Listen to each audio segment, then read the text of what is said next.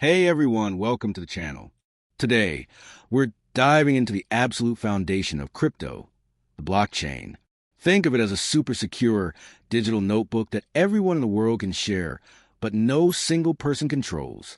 Imagine a chain of digital blocks, where each block holds a bunch of transaction records.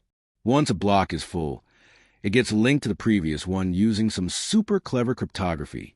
This linking is what makes it a chain and also makes it incredibly difficult to go back and change old records.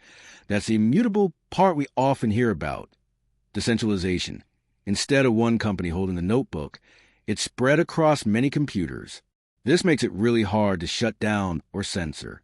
Immutability.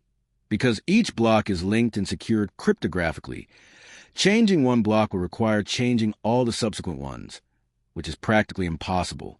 Transparency. While you might not see who made a transaction, you can usually see what transaction happened on a public blockchain. Consensus. How do all these computers agree on which transactions are valid? That's where consensus mechanisms like proof of work or proof of stake come in, but we'll save those for another video. So, why is this important for crypto?